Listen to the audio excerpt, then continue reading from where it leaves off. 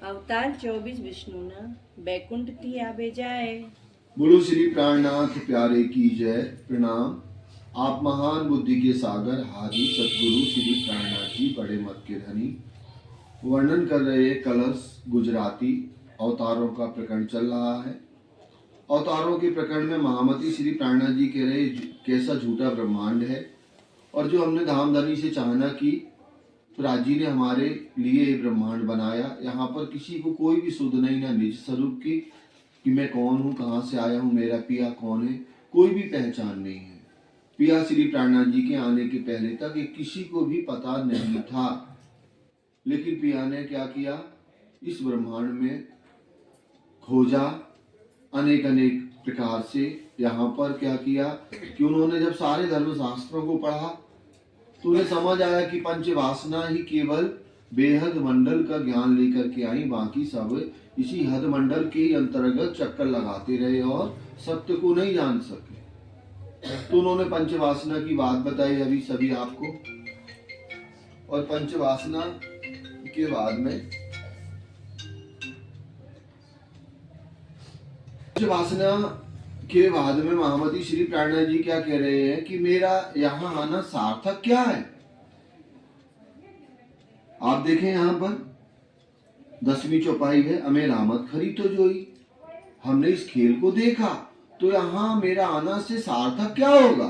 सार्थक का मतलब है जो अखंड करूं आवाज, यहाँ आकर के कुछ गिफ्ट करूं ना, इस दुनिया को अखंड कर दूं तो मेरा आना सार्थक होगा। तो कैसे महामती श्री प्राणनाथ जी ने बताया कि जागृत बुद्धि को कैसी शोभा मिल रही है, जो राज जी ने हमारे लिए जागृत बुद्धि का ज्ञान तारतम वाणी भेजी है, सत करी प्रकट पार। और इस तारतम ज्ञान के द्वारा महामती श्री प्राणनाथ जी ने कैसे बेहद से भी परे परम धाम की लीला का वर्णन किया है। एक परिक्रमा वाणी में एक चौपाई कहते हैं कि कई ब्रह्मांड हुए कई होइसी, पर कोई कहे ना इत। सुंदर साथ जी तो वर्णन धाम को कहूँ सुनो साथ चित्ते। कई ब्रह्मांड कई होइसी, कोई कहे ना हम बिन एक। मतलब कई ब्रह्मांड हो गए धनी के आने के पहले और बाद में भी हो जाएंगे, लेकिन जो ब्रह्म ज्ञान और ब्रह्म की पहचान महामती श्री प्राणनाथ जी ने वर्णन किया, ना पहले कभी हुआ ना भविष्य में कभी होने वाला है। तो ऐसे विशेष ब्रह्मांड राजी ने हमारे लिए बनाया। आगे कह रहे अवतार 24 विष्णु न बैकुंठ थी आबे जाए। अभी झूठी दुनिया में 24 अवतार का वर्णन भविष्य पुराण में भी लिखा है और अनेक धर्म शास्त्रों में लिखा है। और सारी दुनिया क्या सोच रही है, जो ये 24 अवतार हो रहे हैं, 24 तीर्थंकर भी हो गए, तो ये सब किन के अवतार है, विष्णु के अवतार हैं। तो बैकुंठ से आते हैं, बैकुंठ चले जाते हैं, ऐसी दुनिया की सोच है। ते विद सर्वे कहूँ बिकते जेम सनंद सो समझाए। ते विद सर्वे कहूँ बिकते, तो उस शोभा को मैं अनेक प्रकार से सरलता से आपको समझाने चाह रही हूँ। जेम सनंद स्वरूप समझाए, जिससे उसकी क्या सारी युक्ति प्रमाण आपको समझ में आ जाए। तो मैं प्रमाण के द्वारा आपको समझाऊंगा कि कैसे 24 अवतार हुए और वो 24 अवतार कौन कौन से हैं। अवतार 21 ए मधी ते आडो थे कल्पात। अब यहाँ पर क्या हुआ, अवतार 21 ए मध्य ते आडो थे कल्पांत। जब 21 अवतार हुए तो क्या हुआ, कल्पांत माने ब्रह्मांड का महाप्रलय हो गया। 21 अवतारों तक इस ब्रह्मांड का महाप्रलय हुआ। फिर उस महाप्रलय के बाद में क्या हुआ, बीजा तरंगते मोटा गया तेनी कहूँ जुजबी भात। अब दूसरे जो 3 बचे वो मोटे माने विशेष अवतार है। तो 22वां अवतार किनका है, श्री कृष्ण जी का 22वां अवतार है।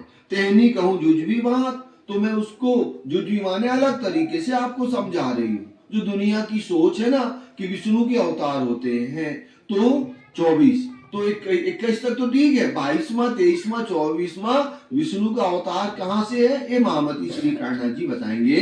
अवतार एक श्री कृष्ण मूल मथुरा प्रगति हो जे। अवतार एक श्री कृष्ण नो, आप देखें जो श्री कृष्ण जी का अवतार मथुरा के अंदर हुआ, मूल मथुरा प्रगट हो जे।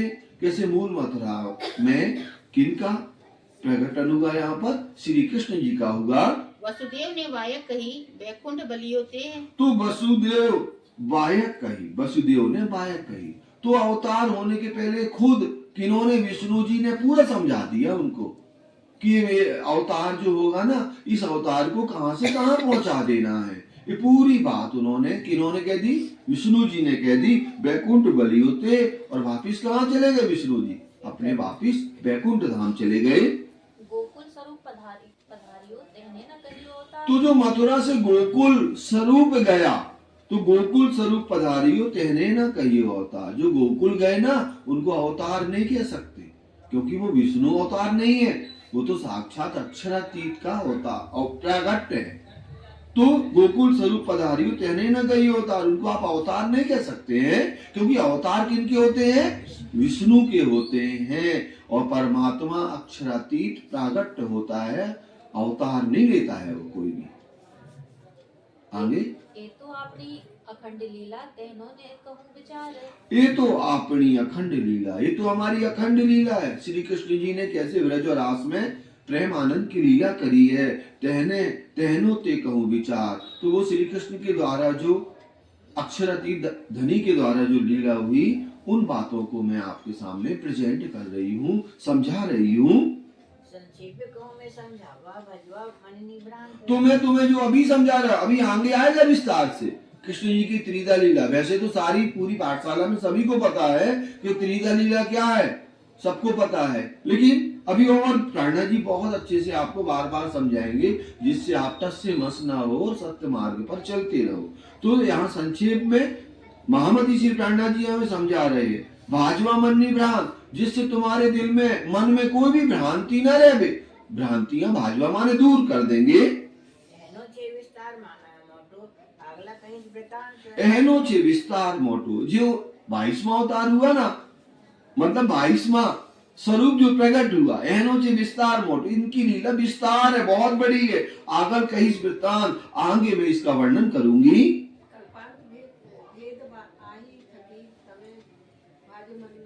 कल्पांत भेद आही थकी, तो यहाँ महामती श्री प्राणनाथ जी के आने के पहले तक जो कल्पांत दुनिया में लगी थी ना, महाप्रलय में जो संशय थे वो यहीं तक थे। पिया श्री प्राणनाथ जी है सदगुरु महाराज जी के आने के पहले तक। तमें भाजो मन ना संदेह, और हे ब्रह्मज्ञाओं मैं तुम्हारे मन की संदेह को हमेशा हमेशा के लिए दूर कर दूंगी। तो जो अवतार थे अकूर संगे, जो अवतार हुआ ना, वो कौन है? श्री कृष्ण है कि कौन से? वो बता रहे हैं अवतार थे अकूर संगे। अब वो जब क्या हुआ, कूर के साथ में मथुरा गए। कहां से? गोकुल से मथुरा गए। कौन? श्री कृष्ण जी। जय लीधी मथुरा तत्खेव, तो कैसे वो मथुरा पहुंचे? तत्खेव का मतलब है तुरंत मथुरा गए कूर के साथ में। कूर जब उन्हें लेने के लिए आए, विचार छे बलि ए मध्य तने सामलो गई। विचार छे बलि ए मध्य, ये विचार बलि फिर से मैं बता रही हूँ, तमें सामलो दैचित। हे सुंदर साथ जी, इनको ध्यान से सुनो आप, जो महामती श्री प्राणनाथ जी हम आपको समझा रहे हैं। आशंका सहु करूं अलगी कहूं तेह विगत, तो मैं तुम्हारे दिल में कोई भी संशय नहीं रखूंगा। आशंका सहु करूं अलगी, मैं सारी आशंका को दूर कर दूंगा। कहूं ते विगत, उसकी मैं स्थिति को आपके सामने समझा रही हूँ या समझा रहा हूँ। अब 11 दिन की लीला बता रहे हैं। 11 वर्ष 52 दिन की लीला के बाद में कितने कौन सी लीला हुई? 11 दिन की जो लीला हुई, दिन 11 भेष लीला, 11 दिन की जो भेष की लीला है। संग ग्वालो तड़ी, कैसे उन्होंने ग्वाल वालों के साथ में 11 दिन की जो लीला की, वो सुने आप। 7 दिन गोकुल मध्ये पछे चाल्या मथुरा भणी, तो 7 दिन उन्होंने गोकुल में लीला की। 11 दिन के अंदर 7 दिन उनकी गोकुल में लीला चली। और ये लीला कौन सी थी? नीता भाभी, कौन सी लीला थी? कौन कर रहे 11 दिन की लीला? ये कृष्ण जी तो हैं, लेकिन इनके अंदर कौन है? राज्य है क्या कि अक्षर ब्रह्म है?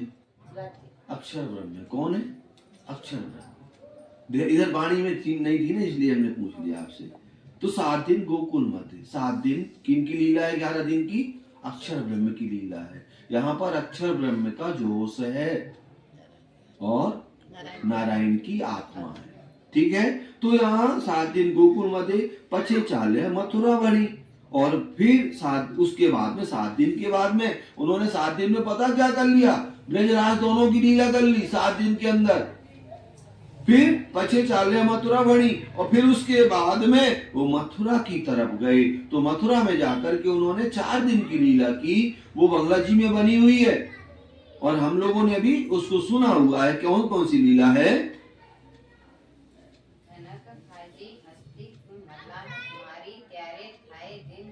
तो धनक भाजी, पहले उन्होंने क्या किया? धनुष को तोड़ा और कुबलिया पीठ, हाथी को भी मारा उन्होंने, चाणुक और मस्तुक को भी तीसरे दिन मारा और चौथे दिन कंस को मारा। 4 दिन की लीला हो गई ना। त्यारे थया दिन 4 दिन व्यतीत हो गए।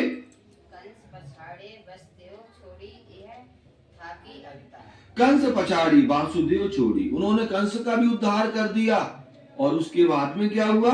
वसुदेव को जो जेल में थे उनको मुक्त करा दिया। यहाँ तक की अवतार। ये कौन सी लीला है? अक्षर ब्रह्म की लीला है 11 दिन की। यहाँ तक लीला खत्म 11 दिन में। किनकी? अक्षर ब्रह्म की। अब यहाँ पर किनकी लीला होगी? अगले दिन विष्णु जी की लीला होगी। वो महामती जी बता रही हैं। अब यहाँ पर क्या हुआ? जरासंध ने इनके ऊपर क्या किया? चढ़ाई कर दी। किनके ऊपर? श्री कृष्ण जी के ऊपर। अब इनके पास तो कुछ था ही नहीं, खाली कुछ भी नहीं था इनके पास। तो इन्होंने ध्यान किया और वैकुंठ से मंगाए। क्या क्या? 4 वस्तु मंगाई। गदा आ गया, चक्र आ गया, शंख आ गया और रथ आ गया। ये 4 चीजें आई। कहां से? फिर उन्होंने किनके ऊपर अटैक किया? जरासंध के ऊपर। तब वो युद्ध में जीत पाए। उसके पहले खाली तो युद्ध कीदु जरासंध सुन। तो फिर उन्होंने जरासंध से युद्ध किया। रथ आउट आव्यज यहाँ तक की। तो वहां से क्या आया? रथ और शस्त्र आए। आव्यज यहाँ तक की। उन्होंने चारों चीजों का वर्णन नहीं किया। उन्होंने कहा रथ और शस्त्र कहां से आए? वैकुंठ से आए। और कृष्ण विष्णुमय था। वो कृष्ण कौन हो गए? विष्णुमय हो गए। 112 साल की लीला है। 11 साल, 11 दिन और 112 साल, ये 3 लीला हैं। तो यहाँ महामती जी कह रही हैं, क्या कह रही हैं कि कृष्ण विष्णुमय था। तो जब उन्होंने जरासंध का उद्धार किया ना, तो वो किन्होंने किया? विष्णु जी ने किया। वैकुंठ मां कृष्ण विष्णुमय था, वैकुंठ मां विष्णु त्यारे न थी। अब वो क्या हुआ? वहां पर आगे बताएंगे। वैकुंठ में विष्णु त्यारे न थी, तो वहां वैकुंठ में नहीं है विष्णु जी। कहां पर है? कि झूठी दुनिया के अंदर, काल माया के अंदर है। और वो द्वारका में जाकर के फिर 112 साल तक गुजरात में जाकर के लीला करेंगे। तो आगे कल हम अपनी चलाएंगे। यहीं पर चौपाई को हम दोहरा लेंगे। वैकुंठ मां विष्णु प्यारे नथी, जुट कीधु जरासंध सून, रथ आउट आव्याज यहाँ थकी, कृष्ण विष्णुमय थया, वैकुंठ मां विष्णु प्यारे नथी, वैकुंठ मां विष्णु प्यारे नथी। बोलो श्री प्राणनाथ प्यारे की जय।